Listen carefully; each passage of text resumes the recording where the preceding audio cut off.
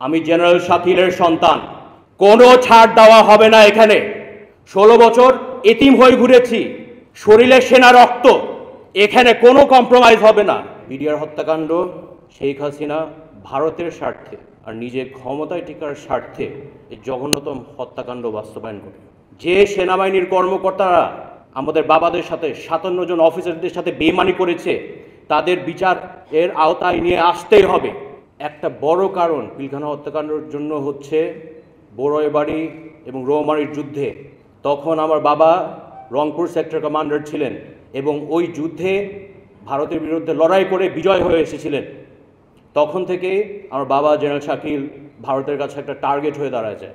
বাবা যখন বিডিআরের ডিজি হয়ে ভারতের আধিপত্যের বিরুদ্ধে লড়াই করতে এসেও বাবা বিজয় হয়ে এসেছিলেন এবং বাবা যখন ডিজি তখন 2007-08 সাল থেকেই কিন্তু ভারত পরিকল্পনা শুরু করে, যার কারণে বিডিআর হত্যাকাণ্ড শেখ হাসিনা ভারতের স্বার্থে আর নিজের ক্ষমতায় টিকার স্বার্থে এই জঘন্যতম হত্যাকাণ্ড বাস্তবায়ন করে।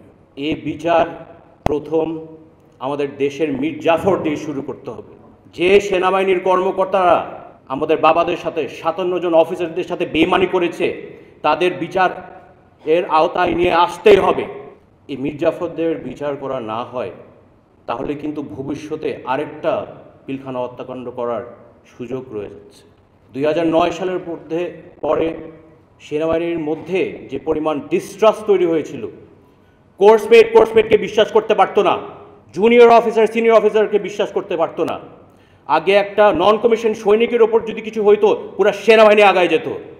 সেনাবাহিনীর ন্যাশনাল ইউনিটিটা ছিল এবং সাহস ছিল।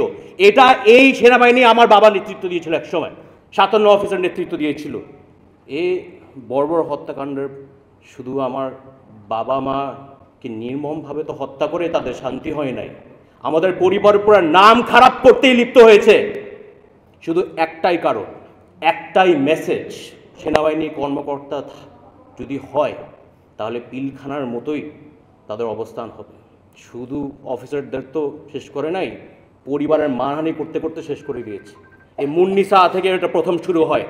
যারা এই হত্যাকাণ্ডের সাথে জড়িত, আমাদের 57 পরিবার রেপুটেশন ধ্বংস করার জন্য চেষ্টা করেছেন, একটু মনে রাখেন। আমি জেনারেল শাকিলের সন্তান, কোনো ছাড় দেওয়া হবে না এখানে। 16 বছর এতিম হয়ে ঘুরেছি, শরীরে সেনা রক্ত, এখানে কোনো কম্প্রোমাইজ হবে না। There will be no ifs or buts. এদের বিচারের আওতায় নিয়ে আসতেই হবে।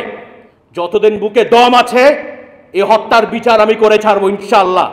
যুদ্ধে যেহেতু আমরা নেমেছি, ইদার মরব বা বিজয় হব। রিপোর্টে যাদের নাম এসেছে, আমরা চাই সরকার এখন দ্রুত প্রসিডিংস শুরু করে দেওয়া উচিত এবং 16 বছর অন্যায়ভাবে অনেক সামরিক কর্মকর্তা অন্যায়ভাবে যারা বঞ্চিত হয়েছেন বা চাকরিচ্যুত হয়েছেন, যে দেশপ্রেমিক সেনাবাহিনীর কর্মকর্তা অন্যায়ভাবে যদি কোনো বিডিআর সৈনিক যদি চাকরিচ্যুত হয়ে থাকে, তাদের পক্ষেও যেন সরকার পদক্ষেপ নেয়, এটা আমরা জোর দাবি জানাচ্ছি আমাদের পক্ষে।